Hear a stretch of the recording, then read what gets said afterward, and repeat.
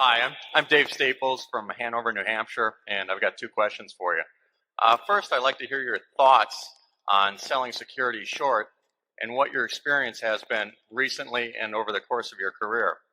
The second question I'd like to ask is how you go about building a position in a security you've identified. Using USG as a recent example, I believe you bought most of your shares at between $14 and $15 a share. But certainly you must have thought it was a reasonable investment at 18 or 19. Why was 14 and 15 the magic number? And now that it's dropped to around 12, do you continue to build your position? How do you decide what your ultimate position is going to be? Well, we can't talk about any specific security. So our buying techniques depend very much on the kind of security we're dealing in. Sometimes it's a security that might take many, many months to acquire, and other times you can do it very quickly, and sometimes it may pay to pay up, and other times it doesn't. And the truth is, you never know exactly what the right technique is to use as you're doing it, but you just use your best judgment based on past purchases. But we can't discuss any specific one. Short selling it's an interesting item to study because it's ruined a lot of people. It is the sort of thing that you can go broke doing. Bob Wilson, there's famous stories about him and Resorts International. He didn't go broke doing. In fact, he's done very well subsequently. But being short something where your loss is unlimited is quite different than being long something that you've already paid for. And it's tempting. You see way more stocks that are dramatically overvalued in your career than you will see stocks that are dramatically undervalued. It's the nature of securities markets to occasionally promote various things to the sky, so that securities will frequently sell for 5 or 10 times what they're worth, and they will very, very seldom sell for 20% or 10% of what they're worth. So therefore, you see these much greater discrepancies between price and value and on the overvaluation side. So you might think it's easier to make money on short selling. And all I can say is it hasn't been for me. I don't think it's been for Charlie. It is a very, very tough business because of the fact that you face unlimited losses and because of the fact that people that have overvalued stocks, very overvalued stocks, are frequently on some scale between promoter and crook. And that's why they get there. And once they're, and they also know how to use that very valuation to bootstrap value into the business. Because if you have a stock that's selling at 100 that's worth 10, obviously it's to your interest to go out and issue a whole lot of shares. And if you do that, when you get all through, the value can be 50.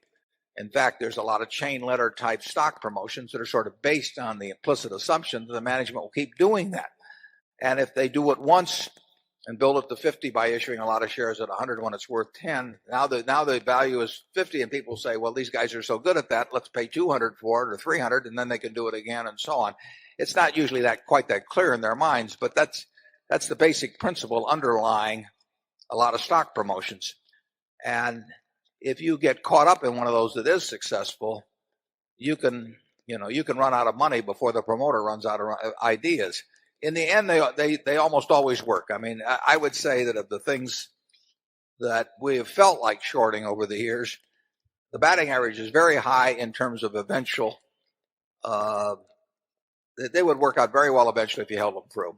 But it is very painful, and it's in my experience, it's a whole lot easier to make money on the long side. I had one situation, actually an arbitrage situation, when I moved to New York in 1954, so it was about June or July of 1954, that involved a surefire type transaction, an arbitrage transaction. It had to work. But there was a technical wrinkle in it, and I was short something. And I felt like for a short period of time, I felt like Fanova was feeling last fall. It was very unpleasant. You can't make, in my view, you can't make really big money doing it because you can't expose yourself to the loss that that would be there if you did do it on a big scale. And Charlie, how about you? Well, Ben Franklin said if you want to be miserable, during Easter or something like that, he says borrow a lot of money to be repaid at Lent or something to that effect. And similarly, being short something, which keeps going up because somebody is promoting it in a half crooked way and you keep losing and they call on you for more margin, it just isn't worth it to have that much irritation in your life.